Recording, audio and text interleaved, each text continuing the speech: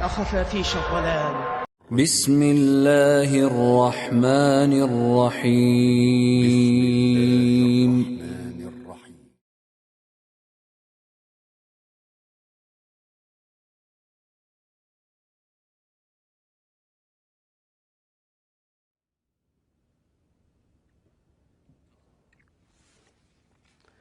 С именем Аллаха, милостивого, милующего. Хвала Аллаху, Господу миров, мир и благословение нашему пророку Мухаммаду, его семье и всем его сподвижникам.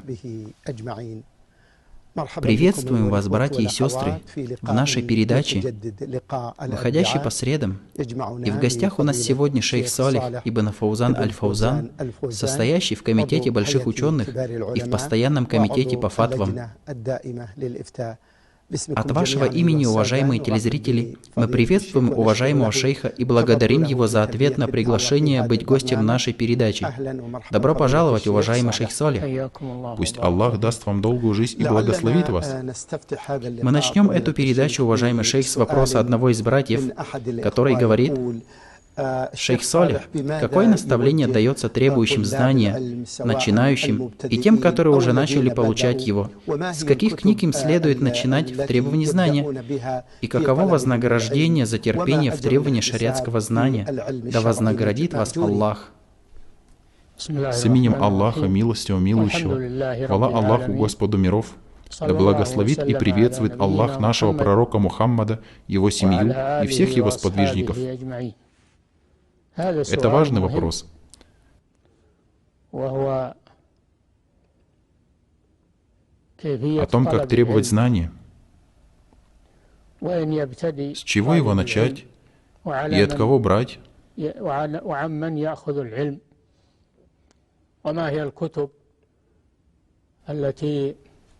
с каких книг необходимо начинать,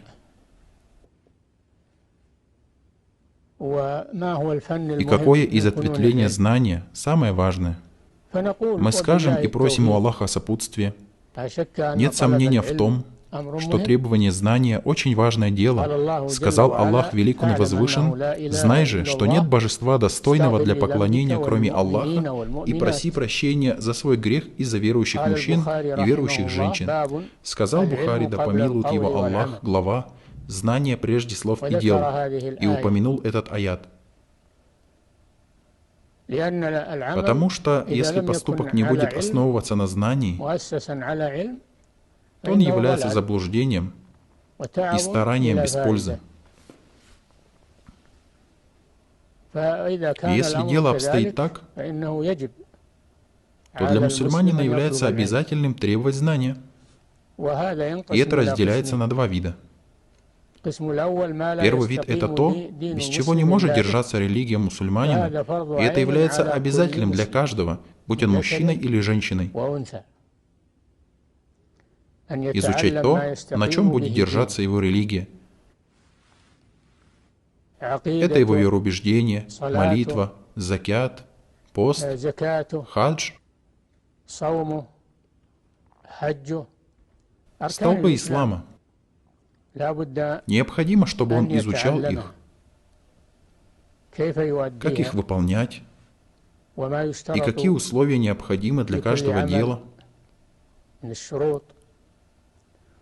и какое условие принятия этих дел у Аллаха, пречист Он и возвышен. Поистине, дела оцениваются по намерениям, искреннее намерение, и каждому человеку то, что он намеревался. Это является обязательным для всех мусульман, обязательным для каждого, будь он мужчиной или женщиной. И для каждого, кто достиг половой зрелости, является обязательным начинать с этого.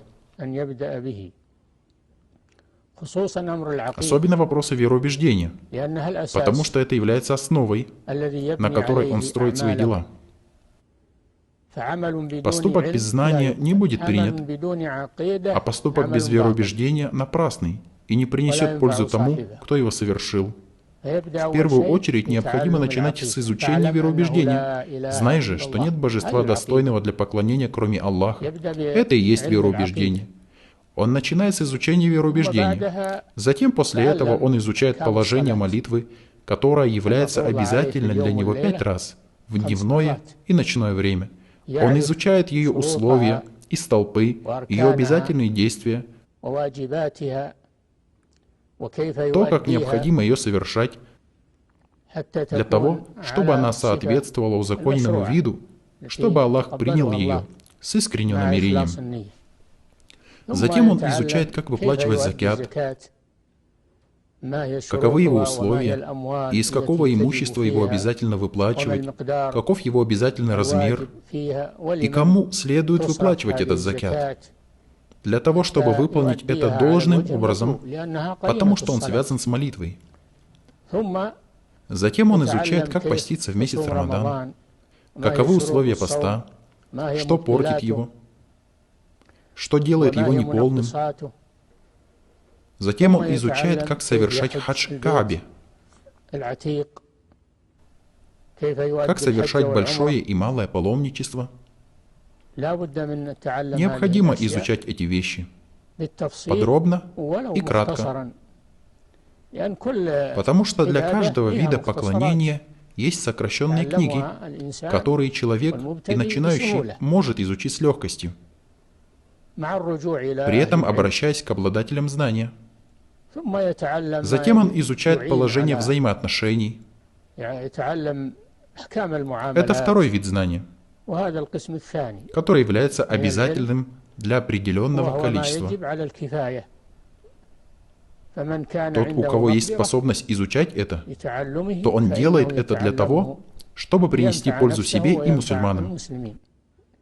Это знание взаимоотношений и в вопросах раздела имущества, и наследства, завещаний, а также имущество, завещанное на благотворительные цели, знание бракосочетаний, развода, знание преступлений, вынесение приговоров, знание судопроизводства. Это знание является обязательным для части общины, знание, которое обязательно для части мусульман. Если будут те, которые сами изучат это и обучат этому мусульман, то тогда в отношении остальных это будет желательным. Сунна муаккада.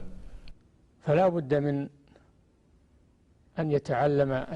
необходимо изучать знания известными путями, обладающих знанием, теми, которые описал Аллах, всемогущен и возвышен, и которые описал Его посланник, мир ему и благословение Аллаха. И пусть он не берет знания, кроме как от его обладателей, которые известны этим. Пусть он не берет знания от того, кто выдает себя за ученого, от невежды, от сторонников заблуждения и отклонения. Однако, пусть берет знания от ученых, находящихся в подчинении Аллаху и поклонении. Таким образом приобретается знание либо в официальных школах, институтах и факультетах, либо под руководством шейхов в мечетях. Это и есть пути получения знания. Также изучай то, что поможет тебе понять фикх и остальные знания. Остальные знания, которые также называют причинным знанием, как грамматика и знание арабского языка, красноречие. Необходимо, чтобы человек изучал арабский язык вместе с его грамматикой, так как это тот язык, на котором был ниспослан благородный Коран. И пусть совершенствует свое чтение Корана и не допускает ошибок в его чтении, и этого не достигнуть, кроме как с изучением грамматики. Также пусть он изучает знания раздела наследства, как оно делится, как отдать каждому, кто его заслуживает, его часть, в соответствии с тем, что узаконил Аллах. Это то, что называют знание раздела имущества. И также продолжать изучать, как мы уже упомянули, знание взаимоотношений до конца. И нет сомнения, что это требует от человека три вещи. Первое – это терпение на долгое время изучения и терпение на те трудности, которые он встретит при этом. Второе – это действие в соответствии с тем, чему научил его Аллах. Необходимо выполнять поступки в соответствии с тем, чему научил его Аллах. Третье – это то, чтобы он обучал людей, чтобы они могли изучить религию и увещевать людей, когда они вернутся к ним. Он изучает сам и обучает других. А что касается заблудшей группы, которая говорит, нет нужды в изучении знания, так как это отвлекает от совершения дел, а главная цель – это дела, они проявляют старание в поклонении и оставляют знание, которое является его указателем. Такие являются заблудшими, и их дела заблуждения. Это упомянуто в суре Фатиха, которую ты читаешь в каждом ракате. «Веди нас прямым путем, путем тех, кого ты облагодетельствовал, не тех, на кого пал гнев, и не заблудших». Те, которых Аллах облагодетельствовал, это те, которые объединили между полезным знанием и праведными делами. Не ограничились только на знании, без действий, и не ограничились делами без знания. Что касается тех, на кого пал гнев, то это те, которые получили знания, но оставили дела, подобно иудеям. А что касается заблудших, то это те, которые совершали дела, оставив знания. Во главе их христиане, которые поклоняются Аллаху, не обладая знанием и находясь в заблуждении. В каждом ракате ты читаешь эту великую суру. «Веди нас прямым путем, путем тех, кого ты облагодетельствовал, не тех, на кого пал гнев, и не заблудших». Поразмысли над ней и действуй в соответствии с ней. И не обращай внимания на тех, кто избегает получения знания. Не обращай внимания на тех, кто передает знания, при этом являясь невежественным, не зная его правил и границ, заблуждая при этом людей. Это основа в требовании знания. Мусульманину необходимо знать их. А самое главное – это намерение.